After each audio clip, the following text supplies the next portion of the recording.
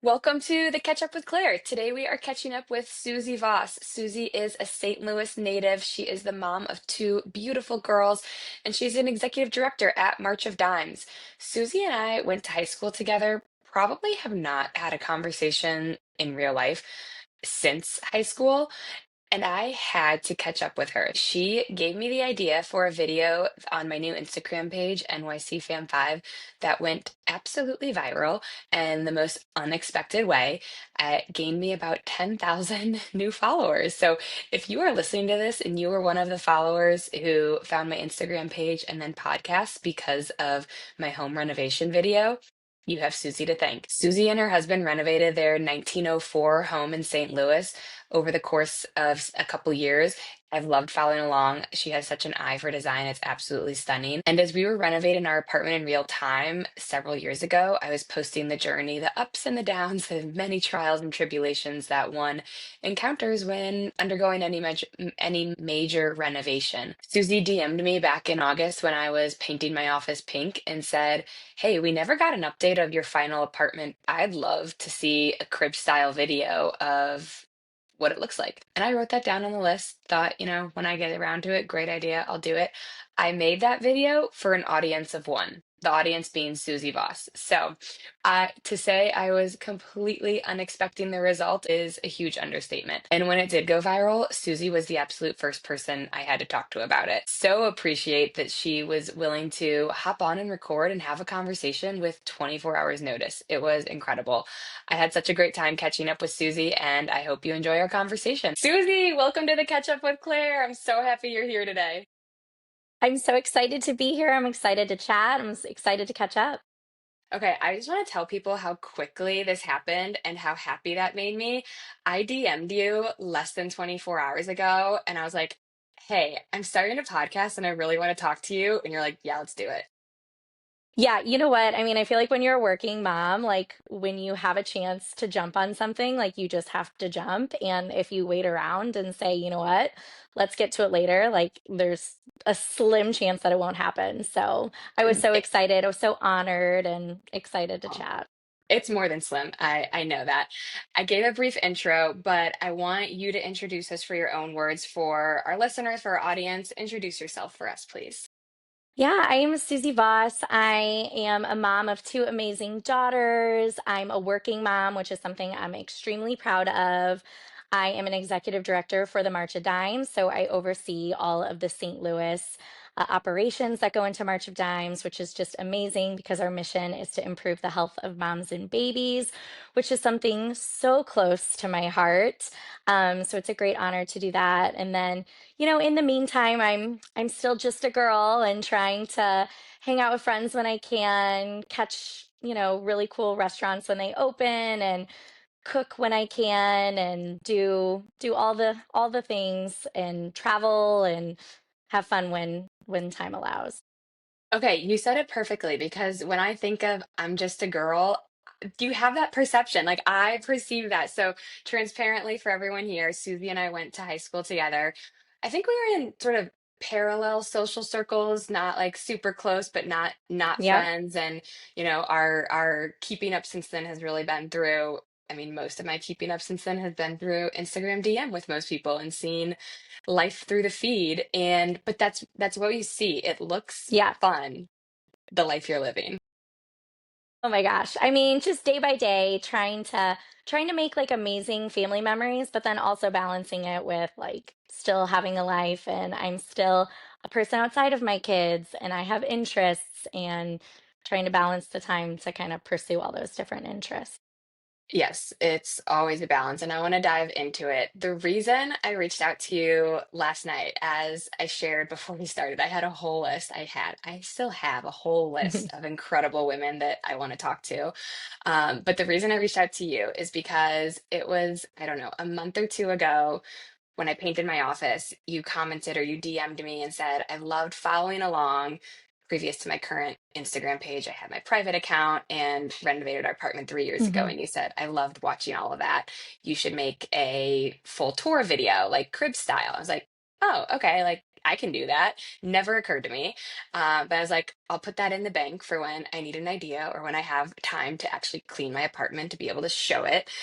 So I did it last week and posted it thinking absolutely nothing of it. Like I was just, oh, here's my Tuesday video, internet, and it caught on wildfire. Like it is still shocking to me. By the time this airs, I don't know where it'll be, but it has close to 500,000 views and Oh has, my gosh.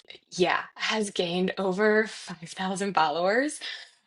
So first of all, major thank you for the inspirational content that I needed to film and people wanted to see apparently.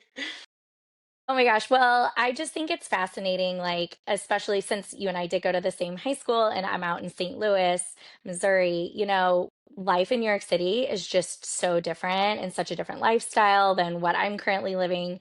And then, being a parent and being a mom on top of that, I'm just over here wondering, like, how do you fit your kids into your apartment and how are you managing and how are you living all that? So I was just fascinated by that. And then with the renovations on top of it, I'm like, that would be crazy, just someone gutting rehab in the city and still making it work. And so I was fascinated by the logistics. And it's so funny, Claire, I have to tell you that my friend group from our high school that we went to, I literally messaged them, I'm telling you, forever ago. And I was like, I want to know the logistics on Claire's renovation in her apartment. And I want to know how she's making it with three kids in that city because I just feel like it's tough. And I had some friends who moved to the city and then moved out once they had kids, but you're doing it and you're still doing it. And I think that's just amazing. And so yeah, I had to reach out about it. Well, thank you. We're still doing it. And that's honestly, kind of actually why I started the page is because when I was on maternity leave, I mean, all day long, I'm just sitting there breastfeeding and scrolling and looking at people. And I don't know what I did to my algorithm to attract stay-at-home moms in Texas, but the stay-at-home mom in Texas algorithm was all I was fed. And they'd have these beautiful mud rooms and laundry and space for everything. And I was like, mental note, okay, how can I make this a New York version? How can I fit all of them? And I just can't. It's very different. And so then I was also, not to make a longer story longer, teaching myself how to make little videos through CapCut. And my husband was just like, just start posting them. Like, who cares? You have 0 followers. Like, just see what happens. And so I did, and it just sort of has now obviously taken on its entire life on its own. But I was like, yeah, a lot of people do leave the city. And because of where we grew up, like, this is kind of foreign to me. And what I saw in my feed did not represent my daily life at all. Um, there's obviously 8 million people in this city, so people make it work every single day. I am not unique in any way, but I think, and I took a poll the other day, most of my followers are not from New York, which is kind of what I presume to be the case. But yeah, it's just been a wild journey. um, but I also drew so much inspiration from when you and your husband, I've seen you guys do Yeah. piece by piece renovations. There were times when we got into this, like, because it was a very quick process from purchasing. We knew we were going to renovate and we were trying to figure out how can we save as much money as possible and not break anything. We're like, we can totally do the bathroom ourselves. Like, we could rip out this tile, we could tile it. YouTube teaches you everything you need to know. And then we're like, and I was literally showing my husband your videos. And then I was like, actually, we can't because if we break anything, it's not outside. We're in our neighbor's living room. So we did Mm. nothing. I mean, we That's so oversaw, funny. but it was all hired help. Have you guys, did you talk to me about your Yeah. renovation of your home? Start from the beginning. Well, it's funny too because I'm sitting in front of a wood wall that we put in as one of our accent walls here in our house. Yeah, so we bought our house in 2018. We renovated a lot of it if within that first year. Thank God, because we didn't have kids at the time. Like, so I really applaud you in doing that when you were already down your motherhood journey because now a project takes us 6 months and a fight or two between us, and it just, yeah, it's like, oh my gosh, it's way too much with kids. We renovated, so we have our house. Our house was built in 1904, so it's a Cool. hundred World's and Fair. Yes, I know. So that's always a monumental year for St. Louis since that's when the World's Fair was. So it's 122 years old and almost 22, 23. And so we have renovated the whole thing at this point. We did the kitchen, we did the bathrooms. At one point during COVID, my husband was furloughed, which I do not like take lightly, but we were in a really good position. Like we knew he was going to get his job back. Like we weren't really worried. So he became my full-time contractor in my house. And you said it exactly correct.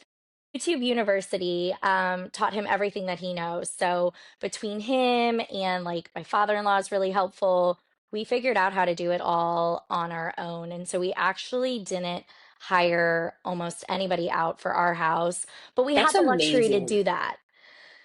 It was, but we were so much younger then. We were 7 years younger, didn't have kids, like had all the time, had extra money. So it was easier to do, but yeah, I mean, we like he didn't know anything. And so I think if anything, like I'm really proud of him for figuring out a lot of that.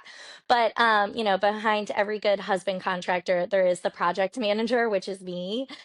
And coming up with the lists and checking it off and like all the little work that goes into like the details and like the cleanup and all of that. So we've had a good time at this point. Like I can confidently say our house is pretty much done, other than like little things that are breaking or need to be done or what have you. But Okay, I love what you said, YouTube University, because there's something very satisfying about figuring new things out. And this is something I've just recently learned because I watched YouTube to learn how to how to make CapCut videos, which is not at all the same as renovating a house. But I think as an adult, you I took for granted being in school and going through like you're always in a learning environment. But as an adult, you kind of have to put yourself in a situation to learn something new and to try and also kind of be okay with breaking something or not being good at what you're trying to figure out when you figure it out for the first time. Um, how does it feel where you are 7 years later from when you started renovating? Your house is beautiful. I've seen the pictures. I love the wallpaper you pick out. Have you always had this eye for everything, or where do you draw your inspiration from? I mean, yeah, I definitely feel like if I would have renovated today versus 8 years ago, like things would probably be a little bit different, right? I mean, style is always evolving, and at the time, a white kitchen was everything. Yes. Now we have since installed that wallpaper because the all white kitchen is not everything anymore. And so, you definitely make some mistakes. Sometimes you find something new and try something and go for it and it works. Um, I don't know where I draw my inspiration from though necessarily, because I mean, definitely, Pinterest. I feel like that's so classic, but I kind of feel like it's got to be these like micro influences, because all of a sudden I will have my mind totally made up. Like, we need a green, dark green board and batten wall in our bedroom, and that's it. There's no other discussion on what other color we want to do or any other style. Like, I'll just get it in my head. So I feel like it has to be just like constantly like what you're picking up on social media and what your friends are doing and what you see some influencer do or whatever. Like, I don't even necessarily know, like, oh, yeah, I saw this one thing and I had to do it, I had to duplicate it. It's more, I don't know, I'll just convince myself that we need this new wallpaper. I'm right there. I feel like I don't know that I'm actually going to do this because getting 5,000 followers in a week, I also got a lot of opinions around what people don't like about what we did to our apartment, which I don't care because we love it. But there are some design things that I did where I'm like, what were you thinking? So I am thinking about doing a video of, I don't know, apartment bloopers, things I would have done Oh, that's differently. funny. But we'll see. I'm also not sure I'm ready yet to take that feedback from the internet. So we'll see how trusting our relationship evolves. Um, That's funny. I feel that. we live here, we're happy, it's fine. People can have their opinions. Talk to me about March of Dimes. You're an executive director over there. I've, shared publicly some of the some of the challenges I've gone through in my journey to motherhood and becoming a new mom. And so I think the mission and the heart of what you do and the work that March of Dimes support is so important. Women's healthcare, mothers' healthcare, children's healthcare in this country is so important and needs protecting and needs all of the advocacy and resources poured into it.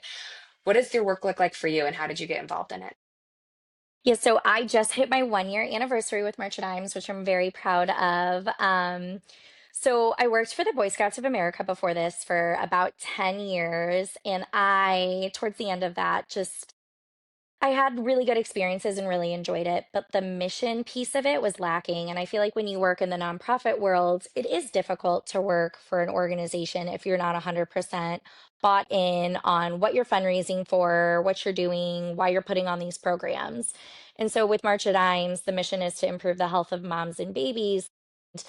It is just so aligned, I feel like, with the chapter of life that I'm at with with my home life. And I have two young daughters. So I have a 2 year old and a 4 year old, so definitely in those trenches with you. And yeah, so my day to day, like I get to fundraise and I get to put on programs and get to provide resources for mothers who are struggling to get pregnant, for those who had their baby too early, for those who had a NICU stay either because they had their baby too early or maybe something else went wrong, or even in the postpartum sphere. So we just had an amazing gala a couple weeks ago here in St. Louis, and it was so successful. It was amazing. And we had an ambassador family come on and talk about postpartum depression. And that was her story. And it happened with her second kiddo, like really unexpected. And it happened when she went back to work. So I feel like it happened at a very unique time and really snuck up on that family. And just even working with families like that and allowing them the opportunity to share those stories and to increase awareness is just amazing. So March of Dimes does programs, we do resources, and then we do a ton of advocacy work. A ton of advocacy happens, anything related to moms and families, anyone who's benefited from any sort of paternity or maternity leave has had the benefit of March of Dimes advocacy, and just all sorts of stuff. I could probably talk about this for forever, but Please yeah, keep going. it's Things like amazing. I think people don't realize how all-encompassing it really is, because Yeah. around the whole perinatal period, because you mentioned, people who are struggling with infertility. So that's before you're even pregnant, how much of part of a person's life who's decided to become a parent is really impacted by that whole period because you say you're going to get pregnant and then so many women struggle and that's a financial burden, a time burden, an emotional and mentally draining burden navigating that. Okay, and then you get pregnant or you started trying and you just got pregnant, the amount of appointments you need for that, if something happens during your pregnancy and you're high risk, or just all the things you don't know. I mean, we got pregnant by surprise. And I had no idea the things that, like the skincare, the foods. I mean, I knew you couldn't drink alcohol, but I didn't know about all of these other rules that we're supposed to follow.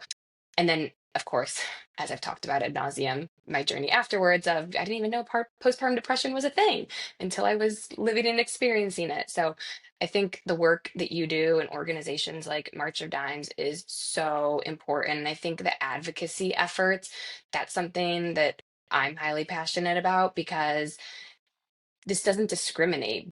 Everybody, all women can get pregnant and be impacted by any type of things that happen during pregnancy that you've just talked about. And so we need the resources, we need the support, and we really need a culture that understands how difficult that can be when you're going through it. I So thank you always for all of it. tell, of course, I always tell people everyone got here from a birth. And so it should be the number one thing that everyone's thinking about, bringing healthy babies into this world needs all of our undivided attention, but then also the moms and taking care of any birthing person. It's so important. So important. Have you found, so you just said you just celebrated your 1 year anniversary, and Yes. part of the nonprofit that I heard you say missing a little bit is the mission. Does this feel like the right space for you, for your career, for the work you're doing? Absolutely. And so I even see it in some of my success. So our goal for our gala was to raise $175,000. We ended up tripling that. We raised $445,000. And so I see it in my day to day, and I see it even like when I wake up in the morning. I feel like being a working mom, you have to be bought in. Like you have to be sold on what you're doing, how you're doing it, and why you're doing it. And so, working for this organization, having something that I can give back to like this, that aligns with like my skills and experience and what I do, it really does. It means the world to me that I get to do it every day. When there's a passion behind it, it's not that it doesn't feel like work, but it has a purpose. And I think Mhm. what you said, especially as a working mom or even a working parent, you know how hard it is to step away and leave your kid with a nanny at daycare with a family member. But there's also something important about that. And I heard you say at the beginning of it's important to me that I still have my own identity outside of being a mother. It's important to me that I work. It's important. I mean, for me, it's important for me to show my kids that I go to work, um, and that I can do things outside of just care for them all day. And but I think what you said, it's so much, um, it's harder when that purpose isn't there, because it's like, what am I doing this for? What is this serving? How is this making anything better necessarily? So, um, I'm happy. I'm happy that you found that at March of Dimes, and I couldn't say enough positive things about the work that you guys do. Yeah, I'm so excited. I feel blessed too, and I know not everyone finds that opportunity. Yeah. Want to talk about life outside of work, outside of working mom, because going back to Susie being a girl's girl, I feel like you have so many fun hobbies. You're a runner. I want to hear about the cooking. Every time I see you making a Sunday meal, you're like so casual. You're like, oh, and today we're just whipping up. And it's this like massive spread that looks like it should be shot in a food magazine. Have you always been a cook? I love to cook, and this is my theory on cooking. Um, I have to do it every day, right? Like even if I'm just preparing food for the kids as opposed to like actually cooking something, I feel like it still takes the same amount of time. So I want to be that person who cooks really well. Like if I have to do it every day, if my whole family has to eat it, I want to do it every day. I feel like I kind of always have enjoyed cooking, but it's definitely leveled up, I feel like recently. So, there's a place here in St. Louis that I love to take cooking classes. It's hands-on cooking classes. I cannot recommend that enough. Like, it doesn't matter if you go to my place or wherever city you're living. I just feel like learning from a professional and them showing you what to do, even if you're just making basic chicken, a roasted chicken or something like that. Like you learn so many small skills and like tips and tricks, I feel like that make it easier also to navigate the kitchen. So that's the other thing. It's like with a complicated recipe, it might take you a really long time to do that. But once you get really good at it, you can kind of just whip it up for Sunday dinner and it's not as insane. One of my biggest cooking accomplishments this last year has been deep frying.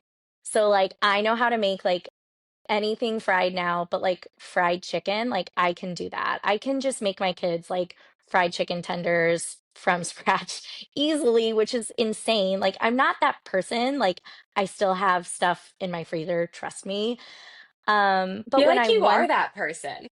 but when I want to cook, like I want to cook. Like I know I am, but I also want to make it real enough to where no shame here. Like we do grilled cheese night at least once a week. We do a leftover night where it's just, if you want to eat leftovers or you want to have a Greek yogurt for dinner, like my God, please do it. Like I'm tired.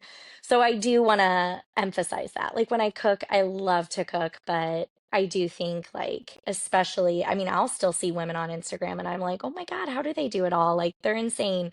I don't even have that energy. So but no, it's good. I want to like kind of ruin my kids a little bit. And so I want them to be like, "Wow, mom's cooking is so good." Like no one makes fried chicken like my mom. Like I don't know why. I'm not a trad I'm not a trad wife, but like to me that just feels like a priority. I sort of envy it because, and this is like, I'm gonna admit this publicly. I don't cook and I barely even prepare food. Like it's so bad. I'm sure I'll be honest about this at some point on my page. Um, my husband does all of the cooking, all of Okay, well, it. I'm Like jealous of that. no, it's more of a it's definitely a skill. So what you said about, but now I like have so many questions because like there's the whole, he grew up, his mom is actually she's here cooking us dinner right now, so it's amazing. Ooh, love So that. he grew up always observing in the kitchen and takes pride also. And he's like, I want to kind of tinker with this recipe to make it better. He's ordering like spices and different marinades to make things taste delicious, which I appreciate because I am very much the beneficiary of. Um, I wish we were ruining our kids more because they don't have great diets. We've finally started in the past 6 months since the baby was born. We're like, we are no longer short order chefing. Like, there is something on this plate and on this dinner table that everyone likes. You can eat as much or as little as you want, but you're not eating what's not on this table. So do Yeah, with that what you will. Um, but I've that's tried. tough. It's parenting. We realized we're like, there's a little bit of them and there's a lot of us. So we were finally like, no, we're not gonna like give them the out by making a box of macaroni and cheese. So we have, and it's actually working. So that's been a good, like, sometimes you can blame your kids, but this was one where it was on us. But I want My to go back to, my go ahead. pediatrician though, real quick, she gave me the best piece of advice. So, we do the same. Like what you get on your plate is what you get on your plate. I always offer one safe food, meaning like a fruit that I know that they'll like, or yogurt if I'm being really generous or something, but like one safe food, and then your plate is your plate. And if they don't eat it, they don't eat it. And then we bring it out right before bedtime when we do books.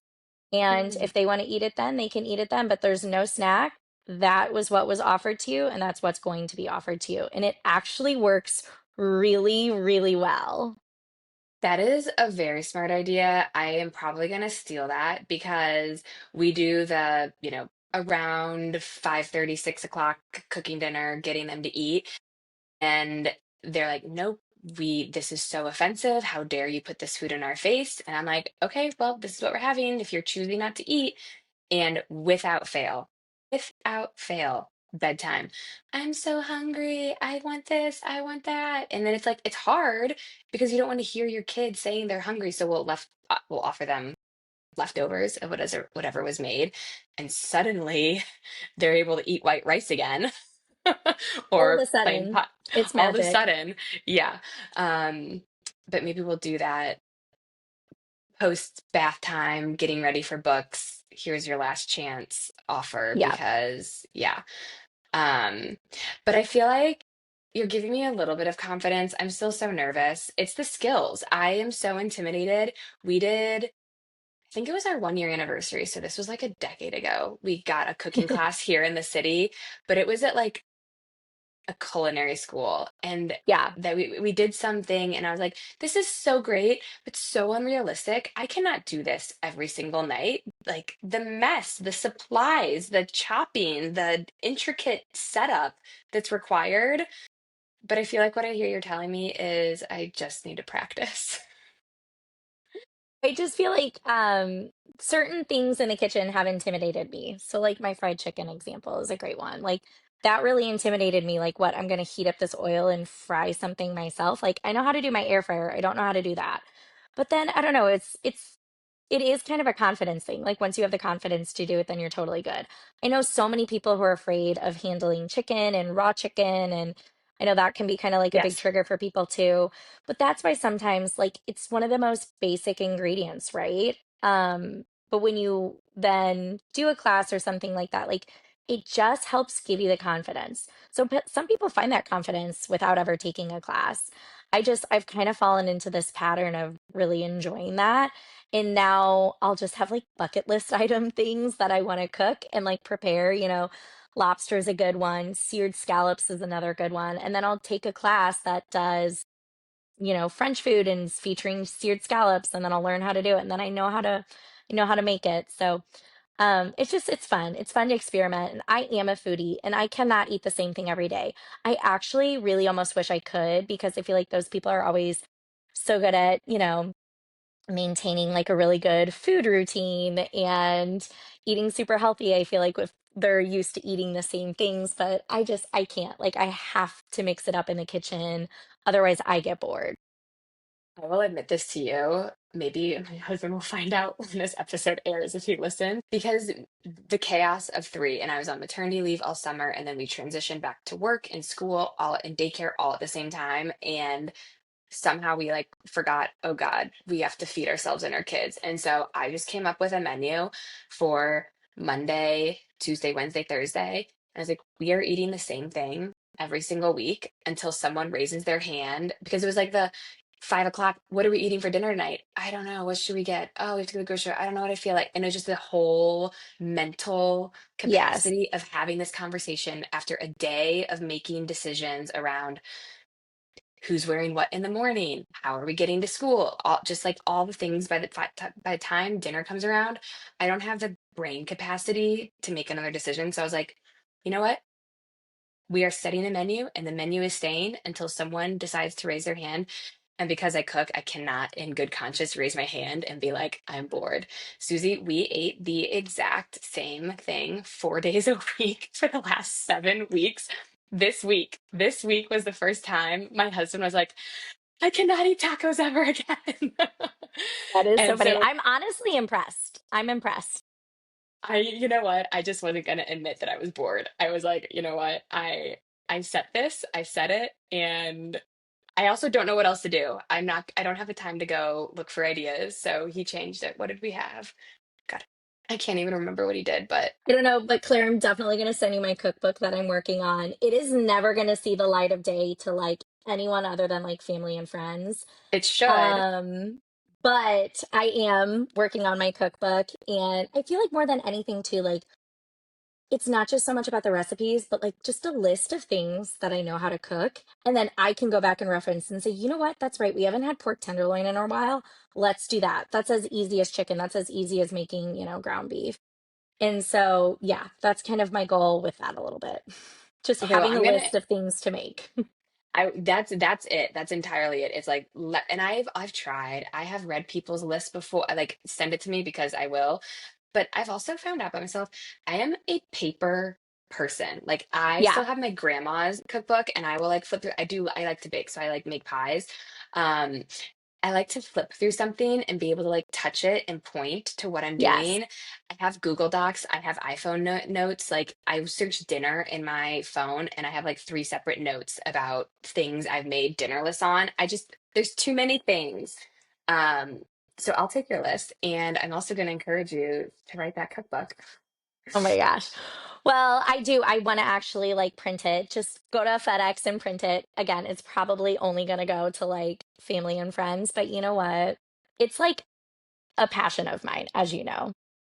I love it. Okay, tell us. I heard scallops and I heard lobster. What is on your cooking bucket list? Like, what is your dream meal that you will learn to create and it'll be perfect? And that's like what you've ruined for your girls. Oh my gosh. Um, This is really putting me on the spot. I do want to learn how to make lobster thermidor just because I feel like it just sounds so fancy and It does. bougie and like, oh, look at Susie. She just whipped up lobster thermidor. So I think it'd be kind of funny. So that is definitely a dish on my list. I recently got really good at creme brulee. That one was a big bucket list item. Do you have Um, a blow thing, a torch? oh yeah, yep. And it's really Wow. good too. You can use it for other stuff. So you can like blister peppers. And you can also, I love to do like a candy caramelize on a half of a grapefruit. That's really good too, kind of You're caramelizing blowing that. you're blowing my mind right now. A crisp apple, a creme brulee. Oh, this is just a little hobby. I'm so impressed.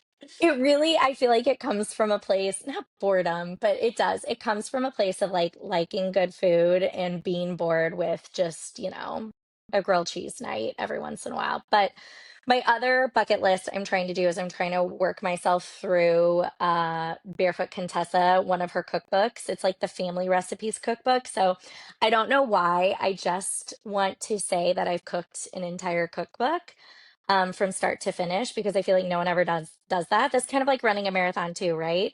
Like Yeah. I'm pretty sure the percentage of people who've done that is really low. So I would like to just be able to point to a book and say like I've cooked every recipe in this. We'll see if that happens. It'll take years. Like it'll for sure take years, but I heard someone say this one time about like goals that take a really long time to come to life or that you have to keep working at for it's not an immediate gratification. The time's going to pass anyway. I mean, like if we're all so lucky, so it's going true. to be like 5 years from now.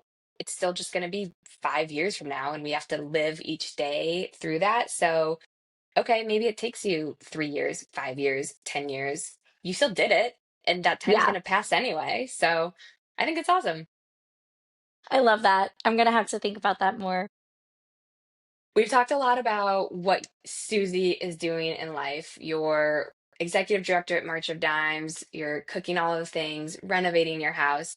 You're a mom to two beautiful little girls. Talk to me about your journey to motherhood and where you find the balance of motherhood and Susie in all of this. Yeah, I've been really lucky, really blessed. Um, have two amazing girls. They're healthy. I was healthy with both of them. I was one of those people who had horrible, horrible morning sickness. With my first daughter, Vera, it was about 22-ish weeks. With my second, it was all 40. So I was heavily medicated and still throwing up, but you know what? It's fine. Um, they're worth it, right? And Right. it's funny too, once you go through that trauma, like you just immediately kind of forget about it. Um, so yeah, becoming a mother, I feel like it was smooth, but with my first, she felt harder than my second. I feel like maybe that's a little bit of a cliche. I feel like a lot of people tend to struggle with the first, but it's different for everybody. But I couldn't stop thinking about like how different my life was and how my life was no longer my own. And so that was kind of my biggest, I feel like, mental health hurdle that I encountered with her was just in that postpartum phase. I would call my mom and I would cry and I would say, "This doesn't feel normal." And God bless my mother because she said the best thing to say in that situation. And she said, "Well, no, duh, it doesn't feel normal. Like you've never done this before. Why would it feel normal?" And so I feel like that's a really important message as you see so many people on social media and you feel like they have it all together. No one ever does. But it is a good message of like, what's normal to one person might not feel normal to another, and everyone looks put together when no one is. With my second, though, it was such a different story. Like I really enjoyed just being home with her and sitting on the couch. Whereas before with my first, I like had this desire to like constantly prove that I can still do it all and I can still go and I can like go out in public with my baby and be confident. And it was just like a lot of pressure around that versus with my second, it was like, oh, this is the best excuse to just like pause life and prioritize this one little thing. Now in the toddler, sphere, I truly don't know how I go from day to day. Like it is so crazy dealing with them and then working full time. And then I always joke that second shift is starting, which second shift starts in about 20 minutes now for me. It is a second shift of like, you're tired at the end of the day. Like, I feel like I took for granted the fact when I would come home and sit on the couch and just relax and enjoy 5 p.m. to 8 p.m. Now, 5 p.m. to 8 p.m. is somewhere between like a car accident and a tornado, but like in a good way. You Hmm. know, we laugh, we play, we sing and, dance in the kitchen while we cook dinner, but like we also have a lot of tears that are shed and a lot of big emotions. And, bath time is either incredible or traumatic. And I don't know, you just kind of never know what you get. So, I do feel like I'm built different now. Like I feel like my stamina is actually insane. And sometimes some of my childless friends will complain about being tired. And there is a part of me that wants to be like resentful, being like, you think you're tired after your life? But it's all different. Like, I do think just every day that passes, like, moms just get built stronger and stronger. And especially being a working mom, like, I don't know how I do it, but I do it and I love it. And I would not stay home now. Now that I've gone through what I've gone through, I would not I stay home. love I love that you reached out to your mom, and I love what she said to you of like, of course, this isn't normal. Of course, you don't know what you're doing. Why would you or how could you be expected to? It's brand new. I feel like what you said, like, as a mom, I feel like it's like my superpower now, being able to thrive in the chaos. And I feel like we've sort of anecdotally both talked about being either type A or have type A tendencies. And I think it's somewhat harder because I too wanted to prove, I this baby is not slowing me down. I am not missing a beat at work.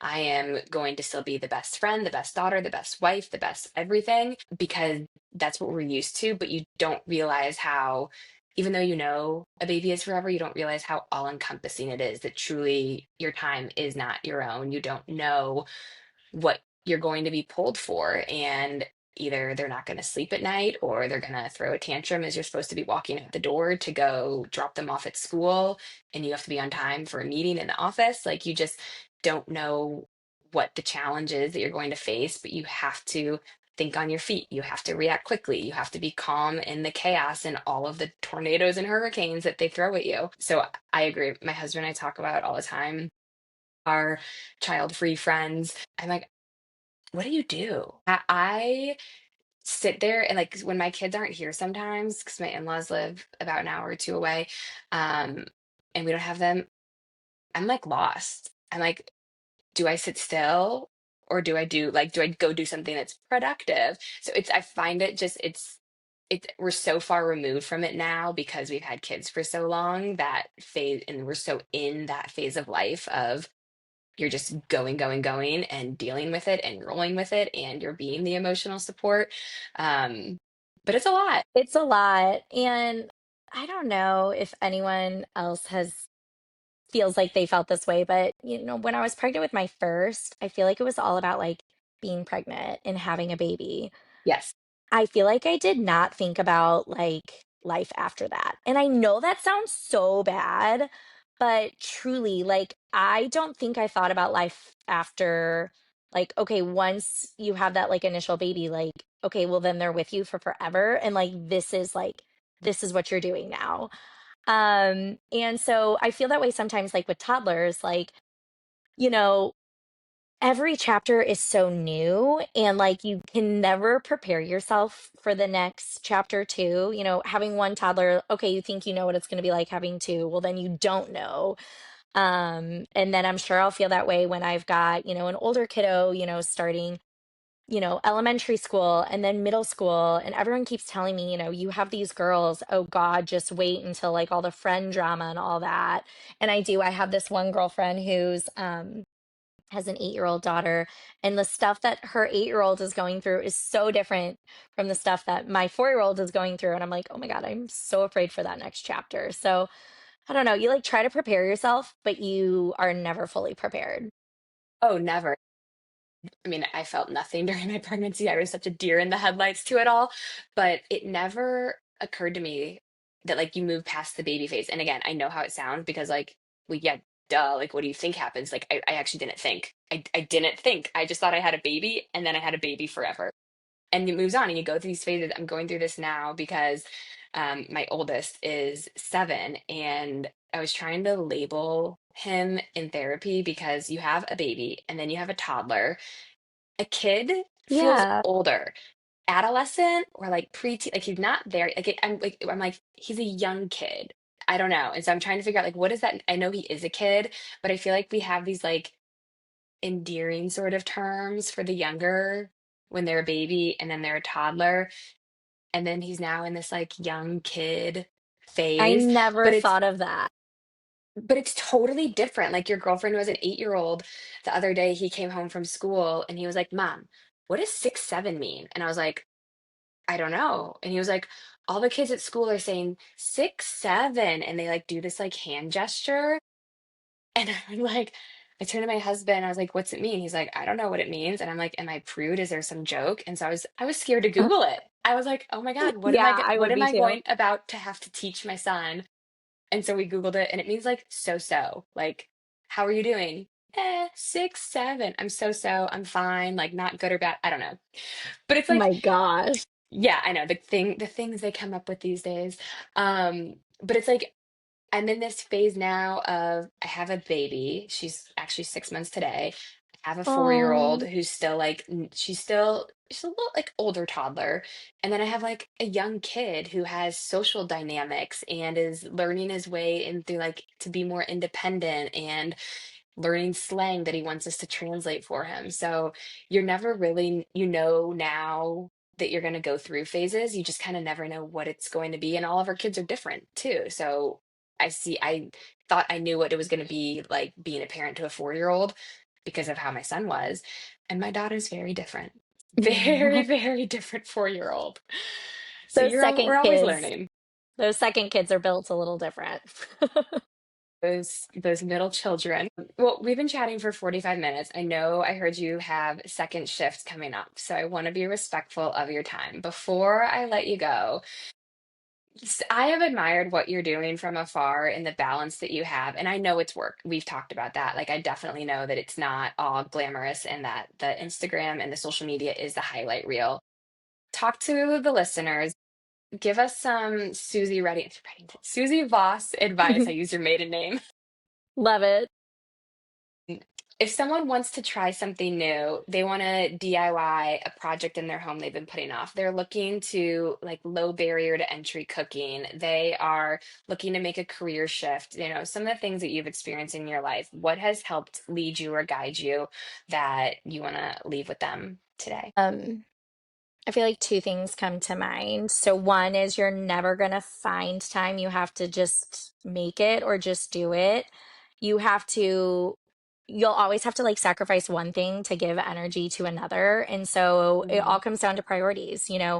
What is important to you right now? Like if you need to prioritize something and make a shift, a new career, or do home renovations or pick up a new hobby, then cut out like you're gonna probably have to like end up cutting something out and making that time because you're never gonna find it. Like if you keep waiting to find the time, what you were saying earlier, like those 5 years will just pass and we'll be 5 years down the road. So I feel like that is definitely something that I think about a lot. My other thing that I was hoping we would have a chance to chat about. So I recently read The Let Them Theory.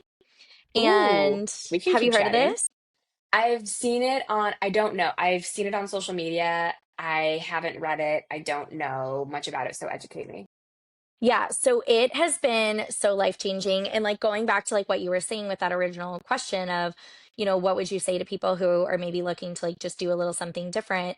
The let them theory has been really life-changing for me. So the whole premise is to just not care about what other people think, which is not a novel thing, it's something that I feel like we all talk about, we've all wanted to really harness. But the let them theory is just like no matter what, someone's always going to think negatively about you. No matter what, someone's always going to judge you, say something negative, or, they might not invest in your friendship or your relationship, or they might not, support you in the way that you need them to be supported. Like it can be applied towards all sorts of things.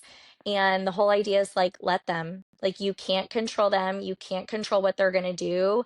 And there's like such a beauty in just like releasing that. And so, anyways, that's been something that I've read recently that I've absolutely loved. And I feel like it's given me a little bit more confidence, like even on social media. I mean, I have like a private account, but I'm myself and I don't hold back and like let them, let people think what they want to think, let people do what they want to do because, I barely have enough time and energy to take care of myself. So like I can't, take care of others and I can't hold space for other people's insecurities or negative feelings towards myself. So, I mean, that would just be something that I'd like really recommend for anyone like, looking for that career change or wanting to embrace a new hobby or something. It's like, don't worry about what other people think because they're going to think it anyways. Like you're not allowed to change that, so let them. And it's been really life changing. I feel like that'd be good for, your path and everything you're trying to achieve on your Instagram. And it was just, yeah,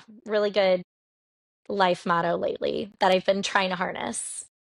I love that you shared that, and I'm very bought into this idea because my husband and I had a very long and like hard, not hard talk because when I was making these videos, when I was on maternity with our kids, and he was like, just start posting them. Like, who cares? And I was like, I don't Yeah. care. I don't know what people are going to say. Like, I don't care what people think. I just don't want it to be impacted in our life per se, you know? Everyone, there's a peanut gallery everywhere. Um, and I got to that point of like, it wasn't because of let them, but it was just through our conversation of like, yeah, people are gonna say whatever they're gonna say. Like, okay, say whatever you want to say, you know? Yeah. It Just do it doesn't, then. it's been a fun, creative hobby and outlet, and I have learned so much in the past 3 months about myself, about this process, about it's why I decided to start a podcast. So I feel like there's this like let other people be other people, and if it feels right for you, then that's what you need to do and be true to because it's only you. Yeah. Um, I love that. Just take care of yourself and uh, everyone else will everyone else is going to think what they're going to think anyways, even if you find out about it or not. right. It's It's like what they say, other people's opinions is none of your business. Other people's opinions about you is none of your business. Um, I saw that. so I think it was a true. meme somewhere. I love that. Um, Susie, this has honestly been such a treat for me. Thank Oh my you for gosh, so so quickly fun for me responding. too. Oh my gosh, and I forgot. You told me you're going to the south of France for 2 weeks. We didn't Yes. even Oh my touch on gosh. that. Well, we should. Well, you were going to have to do a follow-up to this when you come back because our 10-year anniversary is next summer, and I've been trying to come up with places to go. So you're going to have to either influence me or de-influence me on the south of France because I want to hear all about it. I think it'll be of the influence for sure. But no, we're excited. We're going without kids too.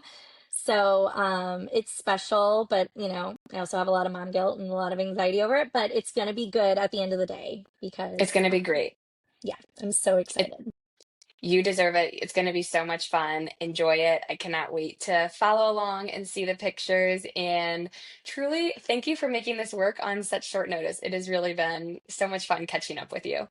Of course. I loved catching up with you too. Thank you. I hope you enjoyed that catch up with Susie. If you did, it would mean so much if you would download, subscribe, follow along with this podcast wherever you're listening from. Share it with someone who you think might enjoy the conversation as well. That's how I can continue to have these conversations and share these conversations with you.